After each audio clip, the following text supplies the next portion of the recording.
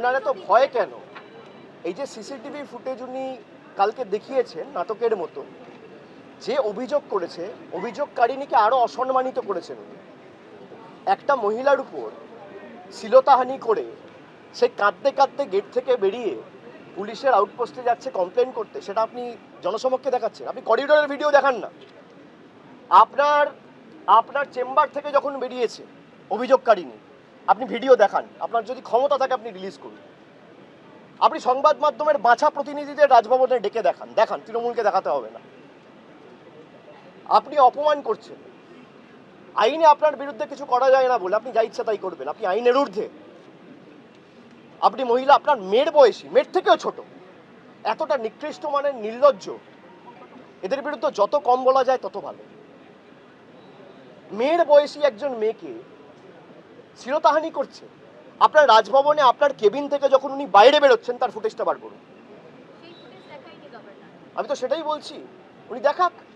আমার বিরুদ্ধে যদি কোনো অভিযোগ ওঠে আমি তো পুরোটা জনসমক্ষে আনবো, তাই নয় কি? যে আমার বিরুদ্ধে কিছু হয়েছে বা আমার দপ্তরে কিছু হয়েছে, আমি খালি মেন গেটের ফুটেজ কেন দেবো?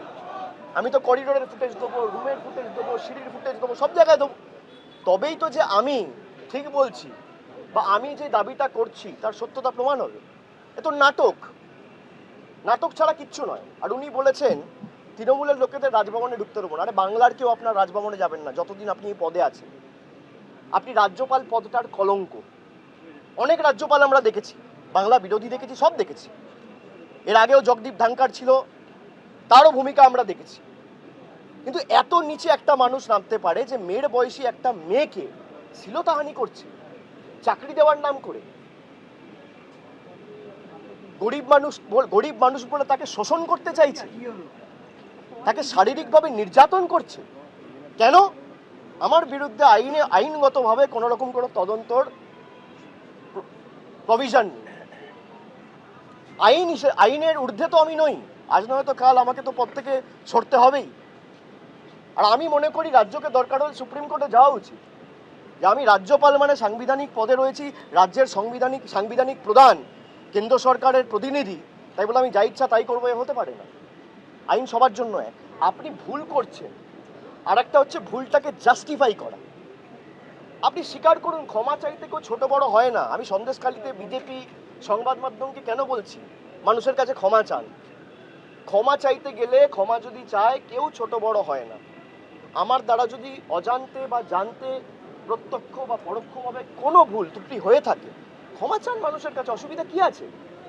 আমার ঔদ্ধত্য, দম্ভ, অহংকার এত বড়, আমি ক্ষমা চাইলে কি মানুষের কাছে ছোট হয়ে যাবো? আরে মানুষ আছে বলে কেউ রাজ্যপাল, কেউ প্রধানমন্ত্রী, কেউ মুখ্যমন্ত্রী, কেউ বিধায়ক, কেউ সাংসদ। আজকে আপনি আপনার ভুলটাকে জাস্টিফাই করার জন্য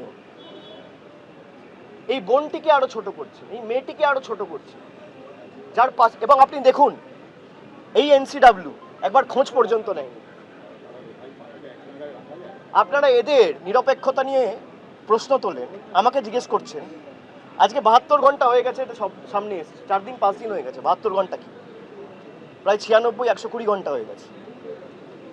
একবার খোঁজ পর্যন্ত নেয়নি, দেখে স্টেটমেন্ট পর্যন্ত রেকর্ড করে। ন্যাশনাল কমিশন অফ উমেন তো নয়, বিজেপি কমিশন অফ উমেন হয়ে গেছে। এরা দেশের প্রত্যেকটা প্রতিষ্ঠানকে ধ্বংস করেছে, আর এই নির্বাচনে সংবিধানকে ধ্বংস করতে চায়। মানুষ রুখে দাঁড়িয়েছে। এই 10 বছর অন্যায়, অবিচার, শোষণ, লাঞ্ছনা, নিপীড়নের জবাব মানুষ আগামী ভোটে দেবে।